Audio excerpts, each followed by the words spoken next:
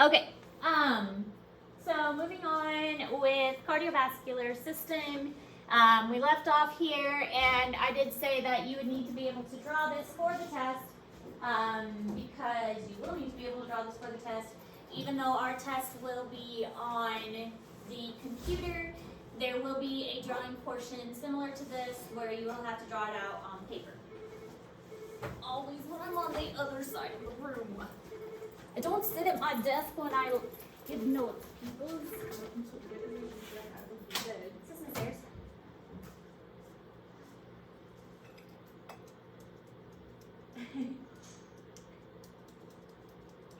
Uh-huh. Uh-huh. Uh-huh. Well, it has hearts on it. It's cute. Uh-huh.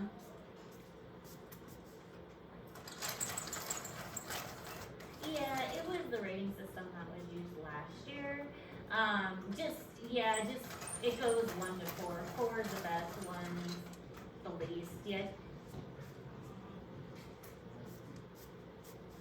Yeah, it's just 1's the least and 4 is the best. So it just goes out. I was just copying from what they had last year. So okay.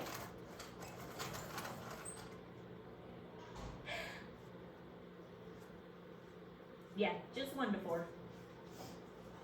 Uh-huh, thank you. Bye. Okay. Alrighty. So, vowels.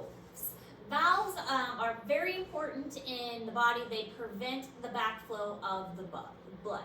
So, the reason that we have them is we want the blood to keep going in one direction. We don't want them to go backwards. We want the blood to just keep going. And so we don't want it to kind of slosh backwards. And so as long as it's going one direction, that's what's important. So the blood flowing in one direction. So we have blood that is always going in the direction that it's supposed to. Now, obviously, the valves don't always work, and that's a problem when they don't. And then we get some weird noises that our body makes, and that indicates that there's something wrong with the valves. So there are valves within the heart, and then there are valves in other places in the body. But the ones within the heart are the main ones. And we have the atrioventricular valves, or the AV valves. The AV valves, as the name suggests, are between the atriums and the ventricles, the atrioventricular ones. The one on the left is called the bicuspid because it has 2 parts to it. This is also called the mitral valve.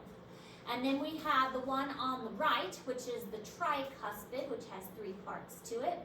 And then they are anchored in place, and this is again one of the words I really like, the chordae tendineae. You'll be able to see these very well when we cut open the sheep heart. The chordae tendineae are these little stringy parts that are going to attach the valve to the chambers of the heart, specifically to the ventricles. So they are like this little stringy part that attaches to the actual, like, to the ventricle part. Then we have the semilunar valves. The way you can remember that is it's like a curved kind of moon. It looks like a semilunar moon, so it's a semilunar valve.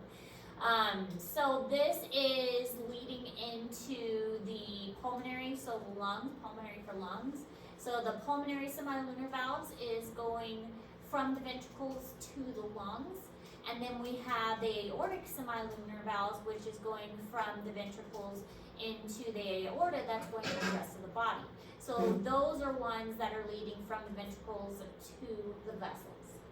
So the atrioventricular ones are going from the atriums to the ventricles, and the semilunar valves are going from the ventricles to the rest of the body, leading to the atriums, or sorry, to the arteries. So these valves, basically what happens is they let the blood go one way, but then pressure prevents the blood from backflowing. And it's kind of the way that they are created, that as the pressure increases, it kind of catches the blood and kind of closes the valve.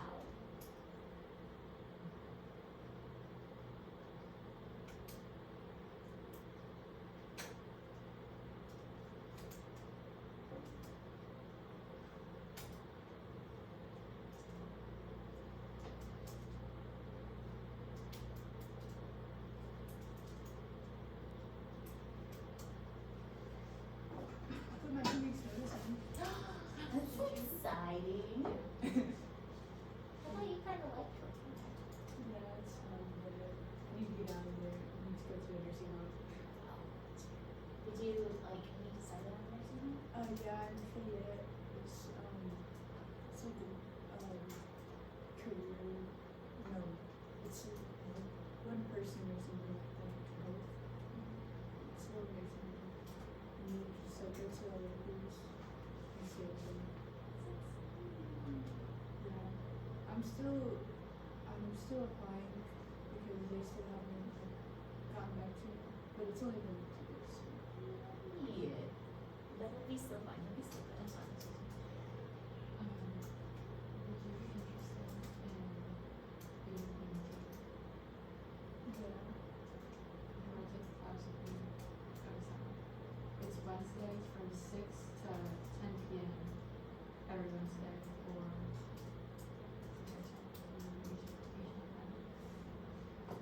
Have you heard about it? Because I Yeah. will do this with you. yeah, 'cause I want to, but I don't want to do it tomorrow. I'll do it with you. Do you have to like pay or anything? Yeah, I need to How do much it. is it? It's 1,000. Okay. When do they start? I don't know volunteer starts like exact dates, but it's by the website.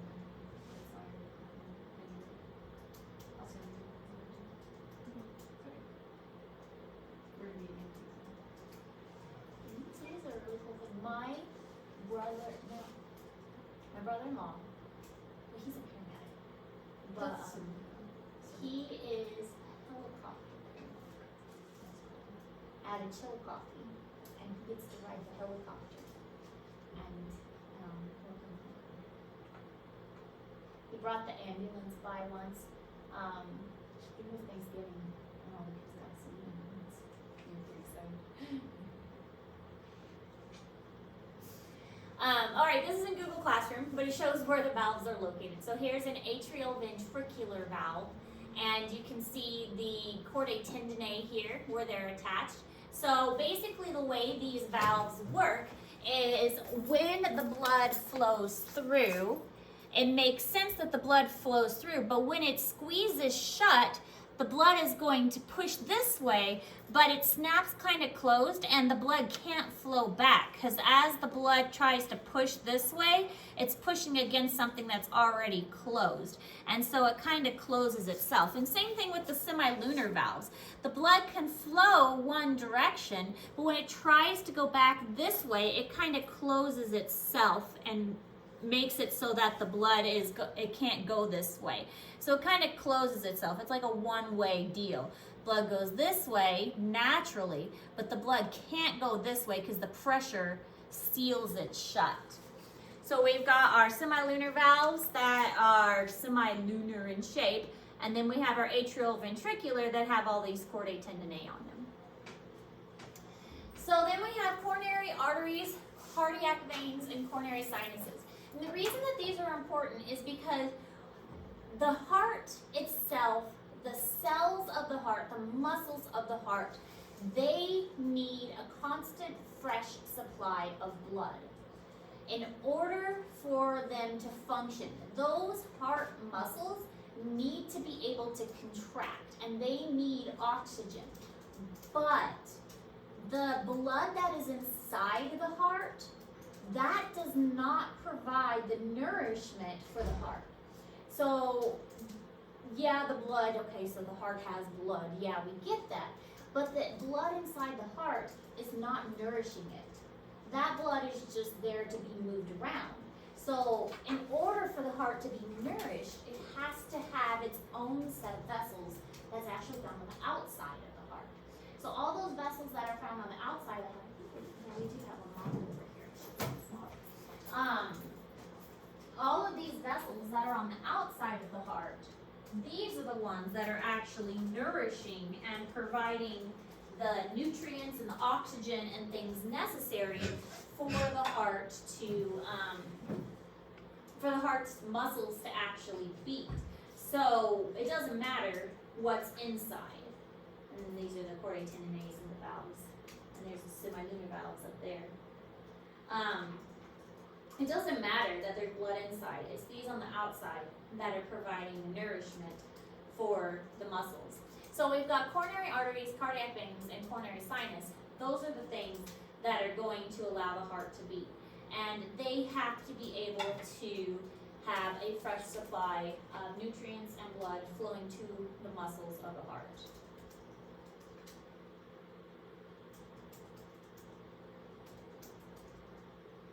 And not have any blockages, also important. Blockage is bad. Guess I can put green up too. I didn't know that.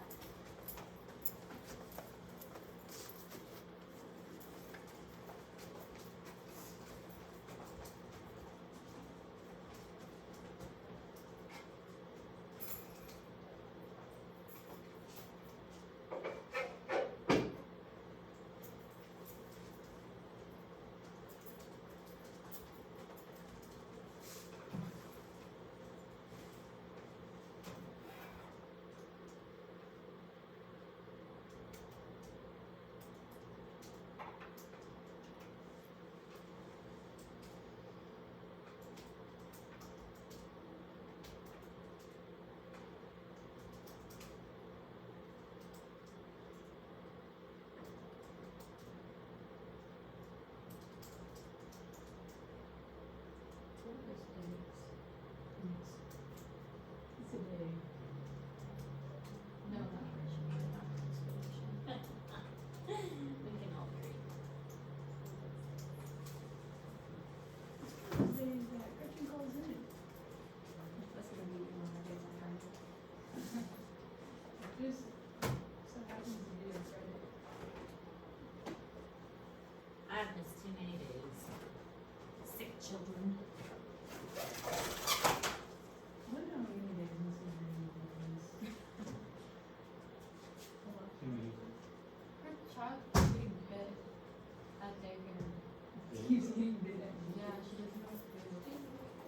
Excuse you again. Give the child Yeah, we had a child who's fighting with kids. Soothe the child. armor. Armor. Put him in like Look, that. he's got this right here, he's gonna That'll climb up see. that thing. Make him Iron Man. I put that there, but you can't find it. No. Give her a sword. Alright, so this shows the outside of the heart. We had one of these that showed the inside of the heart. This one shows the outside of the heart. And you will need to know the vessels on the outside as well. So we've got the greater cardiac vein, and we have the apex is like the pointy part. And then we've got like anterior interventricular artery, left coronary artery, circumflex artery is right between the atrium is this part, and then we have the ventricles are divided by these interventricular arteries. That's how you can divide the two ventricles between each other. There's usually quite a bit of fat, as we saw when we looked at the heart earlier, when I showed you guys what the sheep heart looked like.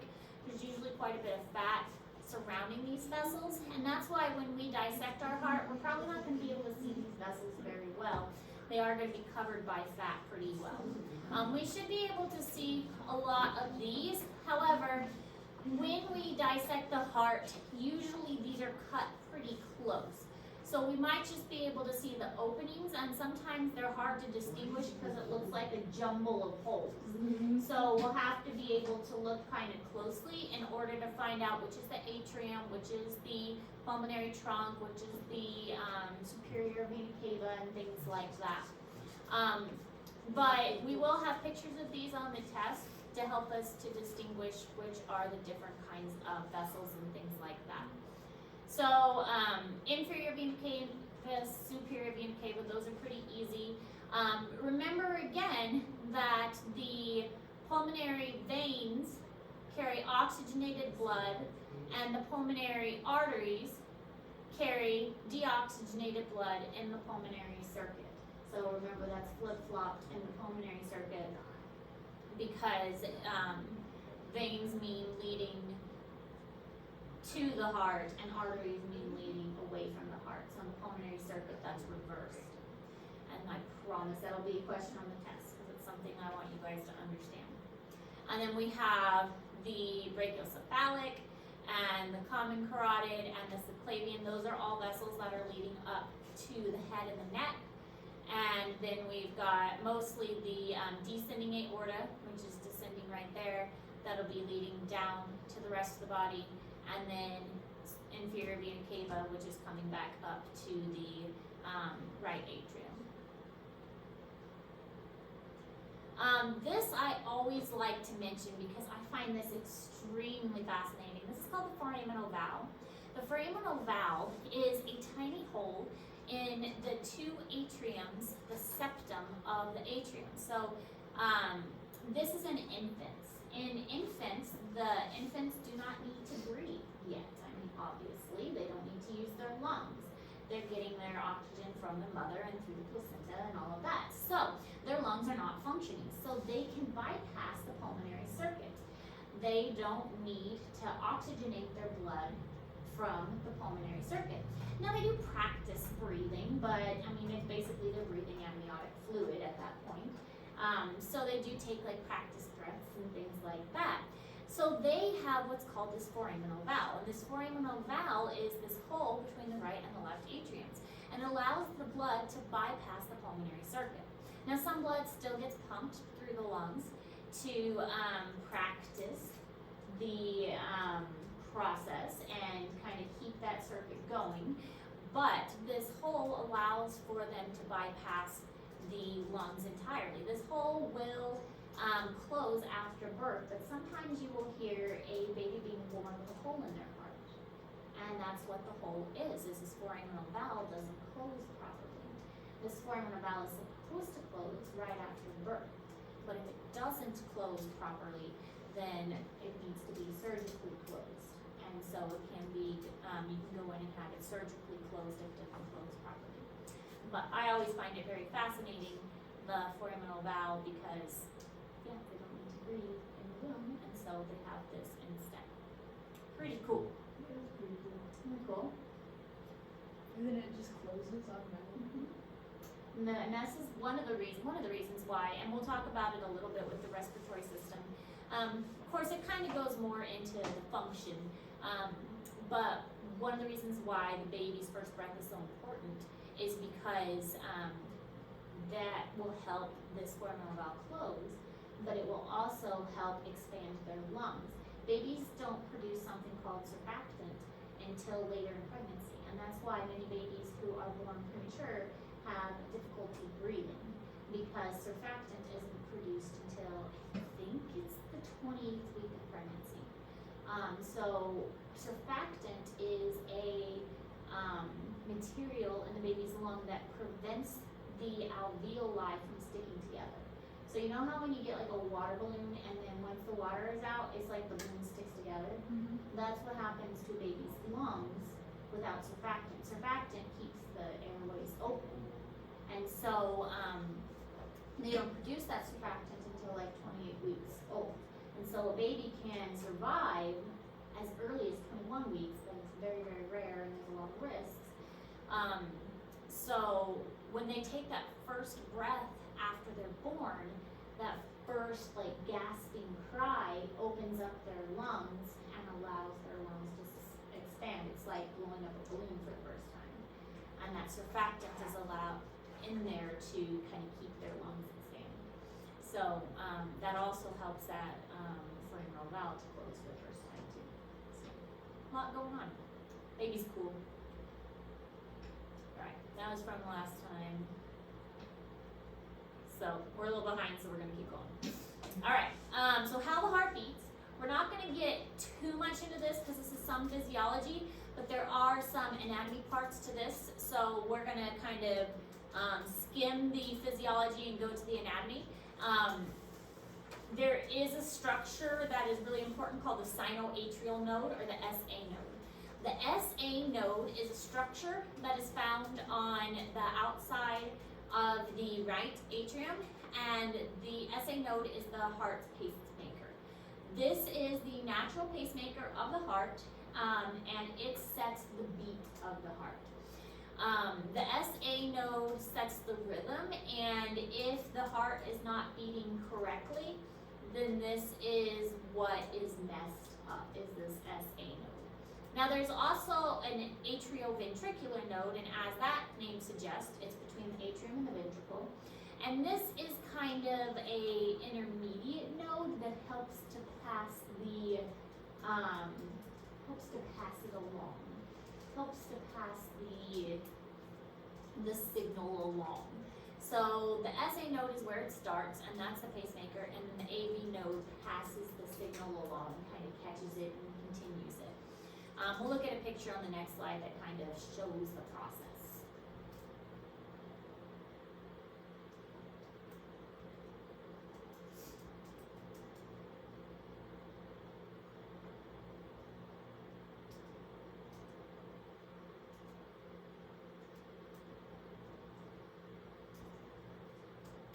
If your SA node gave out, could your AV node take its place? Not really, because they're in different positions. And so, when you see the picture, it'll make a little more sense. Because the AV node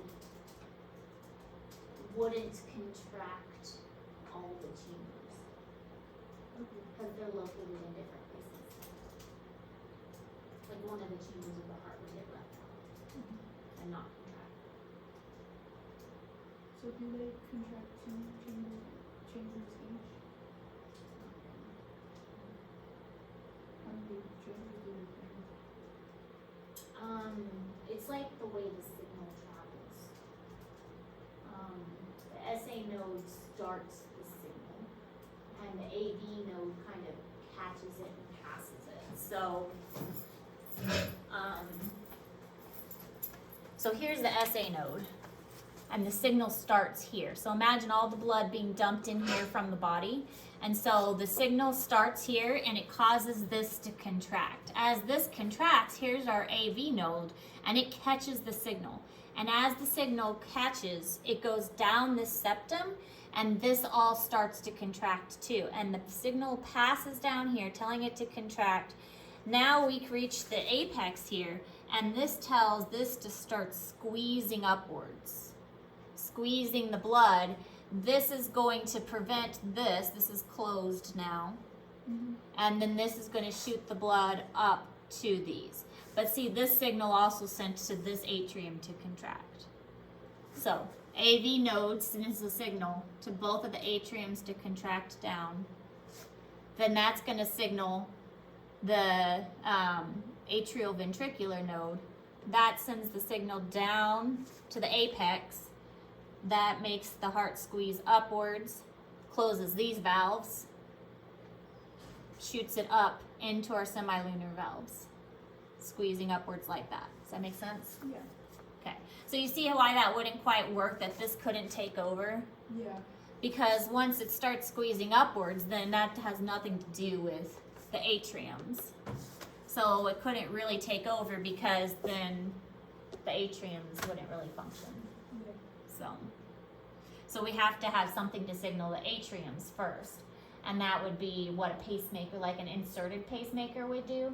An inserted pacemaker that's placed under the skin would take the place of this, telling this to contract, which would in turn signal this to contract.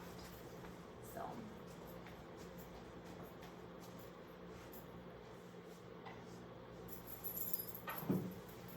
And then the other names, what are them as Purkinje fibers? Those are those fibers there. Atrioventricular bundle, also called bundle of His. Fun name. Bundle of His. Or Purkinje fibers are all of those things. Purkinje fibers. Obviously, Purkinje, somebody found it. Or discovered it. Okay. So other names of the vessels: blood vessels, arteries, capillaries, veins, and venules. Kind of a way to explain this. We've got Don't throw my marker away. The capillaries are the smallest, and the reason they're the smallest, think back to like osmosis and diffusion. Osmosis and diffusion require a very thin surface area in order for things to cross. The thinner the surface area, the easier it's going to be for nutrients to get exchanged, and that's what capillaries do. Capillaries have nutrients exchanging things. So capillaries are one cell layer thick, and there's a lot of them.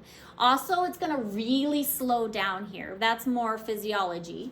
But we have our capillaries. Then we get a little bit bigger.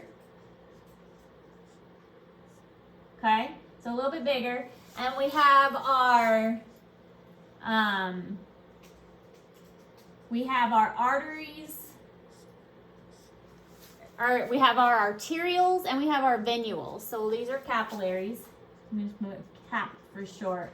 And we have arterioles and venules. Okay, so we got a little bit bigger. And we get a little bit bigger after that.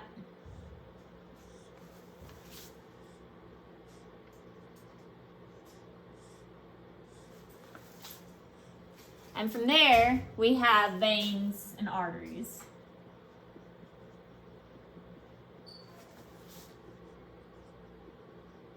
Does that make sense? Okay. So it goes arteries leaving the heart, then it goes to arterioles, and then it goes to the capillaries. From the capillaries, it goes venules, and then it goes veins, and then it'll go back to the heart. I didn't get that. No, Could you try? no, I'm not talking to you, Siri. So arteries, arterioles, capillaries, then it'll go venules, veins, back to the heart. He's trying to be in the conversation. Guess so.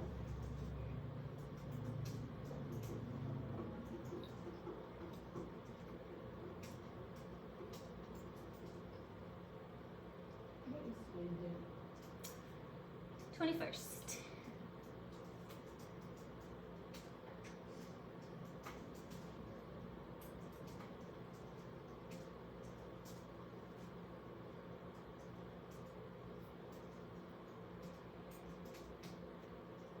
It gets a little sketchy sometimes. It's like, how do I teach this without leaving out physiology? Sometimes you just gotta teach both.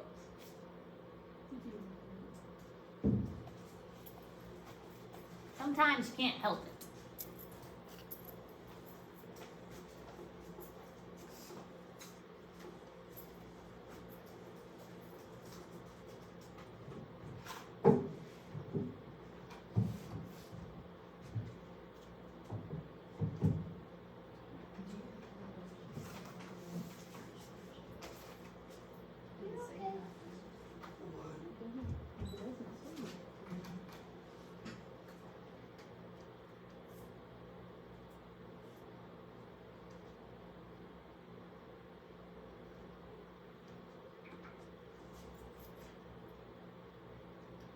Alright, so this is in Google Classroom. You don't have to write this one down. Just arteries and veins again, oxygen, deoxygenated. And just pay attention to the drawings. And I know I've mentioned this before. And even in the cats we're going to dissect, remember that the cats, I believe we got the cats that were injected with the latex dye. And even the dye that they've been injected with, they've injected the blue and the red to represent arteries and veins. But again, it's just kind of a common thing that many of the drawings that you've seen, red for arteries, blue for veins, and it's mostly a misconception that that's the case. It's not always that way. In the majority of the cases, arteries are drawn red, veins are drawn blue, but what it really is, arteries away from the heart, veins to the heart. All right, now this is what they look like, and another question on your test will be labeling, of course, but differences between arteries and veins, that'll be another question. List like 3 differences between arteries and veins. but there are a lot of differences. For one thing, arteries are much thicker because they have a lot more pressure. The blood coming out of the heart is very, very high pressure. So as the blood is coming out of the heart, it's pumping very thickly. In fact, the highest pressure is in the ventricles. But then after that, the highest pressure would be in the aorta. So the aorta has to have a very thick wall to accommodate that pressure.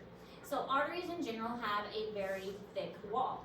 Veins have a very stretchy wall because they are not high pressure, they're very low pressure. And the lowest pressure would be the right atrium because it's basically a dumping area. The blood is being dumped into that right atrium. So veins are thinner walled. Arteries also have a smaller opening, which is called a lumen, and veins have a larger opening or lumen. Arteries do not have any valves inside them. Veins actually do have valves. Why do you think veins have valves? Yeah. So think of like the blood flowing down to your feet, and then the blood has to get back up to your heart. So you don't want the blood pooling in your feet. So to get back up to your heart, it has to kind of go back up in stages. And so it's got to go up, but then you don't want it to go back down. So the vessel or the valves in your veins prevent it from pooling in your feet. And so that's why valves are important. Now, we also mentioned, like I would tell you, how the blood gets up to your heart from your feet. One of the major ways it does that is by muscular contraction. The muscles in your legs actually contract and squeeze the vessels in your legs. And so that's why, you know how they say in a long car ride, you're supposed to get up and walk every couple hours. That's why, is because it helps with circulation. After a surgery, what do they make you do right after surgery? Elevate and get up and walk. They always want you up and walking. If you're on a long flight or something, you're supposed to get up and walk. If you have like, you know, anything, they want you to get up and walk after a certain amount of time, and that's because of circulation. Because the blood will otherwise pool in your legs, and you won't be able to walk as much. After surgery, they want you up and walking because it increases the blood flow and prevents blood clots from forming in these valves. So the muscular contraction squeezes these vessels and makes the blood flow up and prevents it from pooling in the vessels. So your vessels also have a series of layers: tunica externa, tunica media, and tunica intima. I mean, at least that makes sense. Externa for outside, media for middle, and intima for inside. So, I mean, that's kind of easy to remember. Lumen for the middle part. We already talked about venule, capillaries. Endothelium, you should remember that from when we learned about tissues of the body. So, 3 layers of the vessels: intima, media, externa. Again, pretty easy. Media, middle; intima, internal; externa for external. At least scientists named those pretty easily this time. Only exception is the capillaries. The capillaries just are 1 cell layer thick. And again, that's important for nutrient exchange. Thinner is better when exchanging nutrients and gases.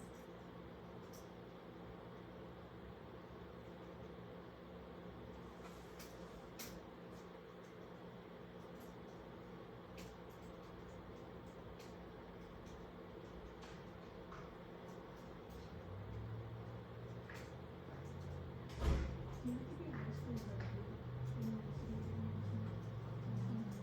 it's actually,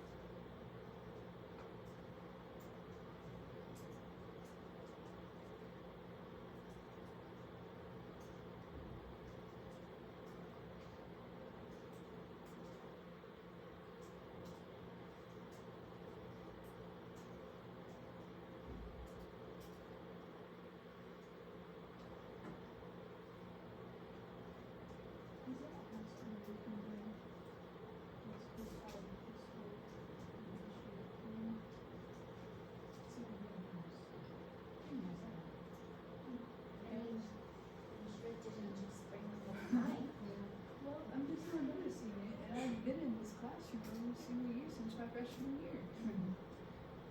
You're so I think it's cause I knocked down some trees. See, that's like. Is it true, does Missouri actually have the most trees in America? That. Yeah, I was gonna say, cause There's forests. We don't have that much forests. This is Somewhere the it has Oregon. one in like Wisconsin or something like that. I've never been to Wisconsin. I mean, we've got a lot of trees. Yeah. Not that much. Or like the Yeah, national look at forest, there's no way. There's no way. national forest.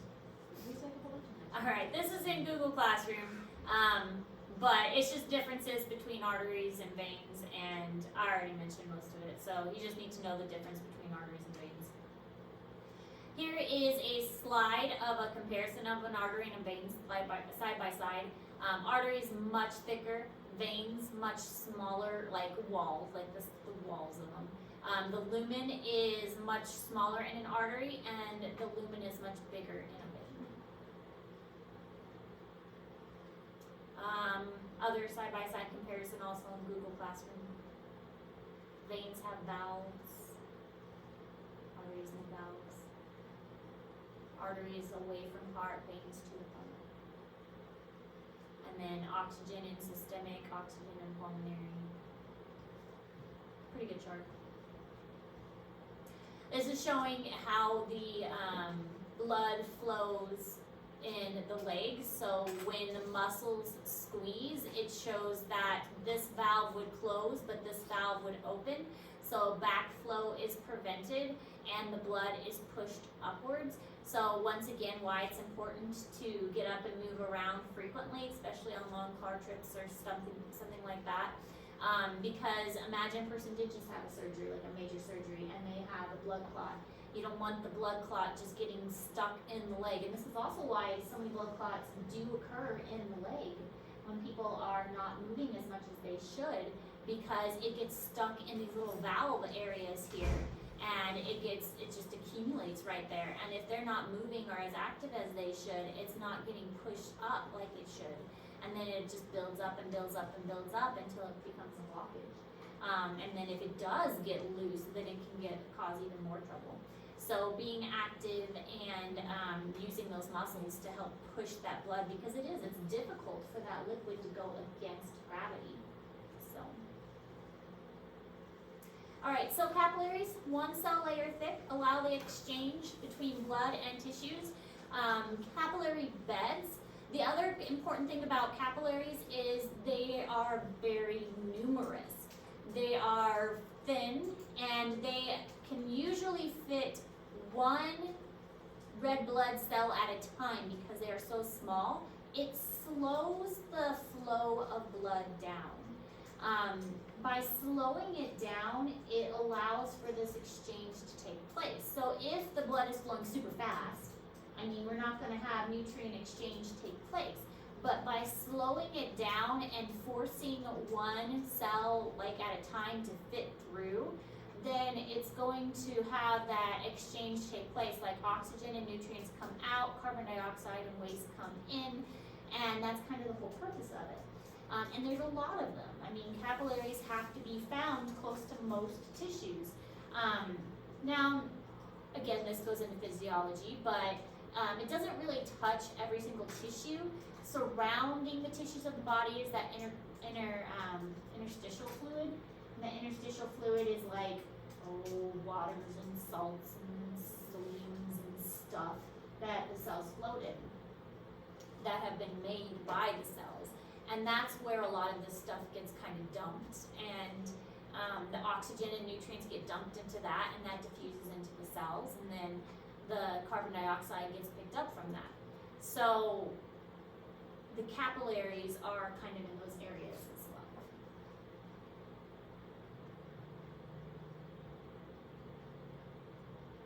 So this is what a capillary bed looks like. Really going to slow down in these areas so this nutrient exchange can take place, and then picked up by the venules. And here's an arteriole, and venule. And again, one cell layer thick, forcing the blood to flow through that. So imagine you're like pushing the blood through these things. It's gonna really slow down until it can be picked up again.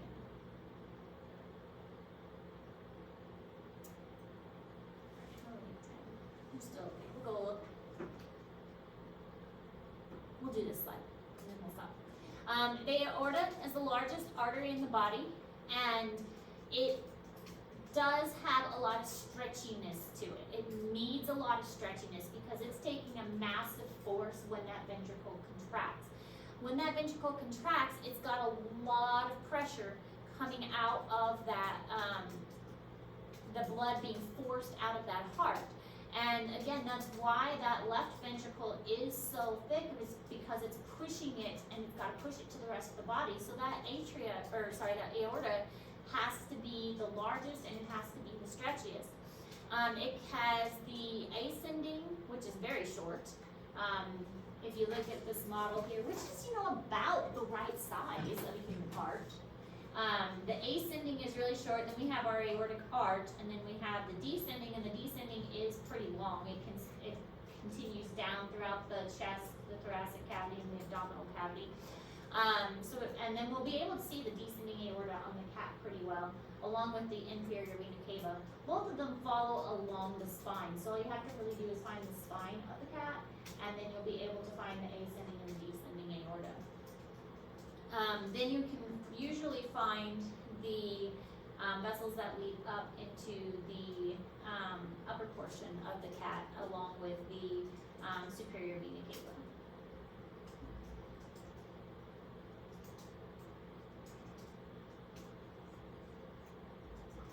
I always think the atriums look different than what you would expect, because they're smaller and they're kind of like little flappies.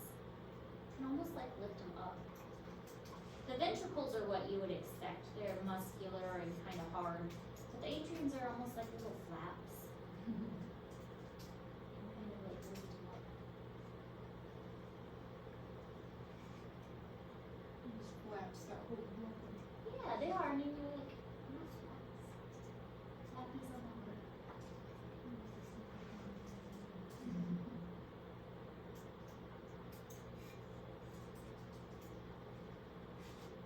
I'm glad we did get to dissect the brain. I'm glad they were found. Good job, Miss Hackball. Yeah, it would have been such a shame if we lost like how many meat brains? It's a whole farm's worth. But even armies. Weasel. Different group.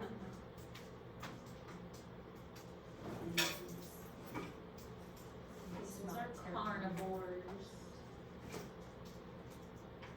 I had a dream about rats last night. They kept biting me, and it was very awkward. I could like feel it. You can feel it on you. Maybe something was biting you and you're so I don't know.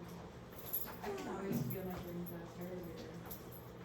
No. Not big dreams. No, I don't. All right, we'll stop here for today.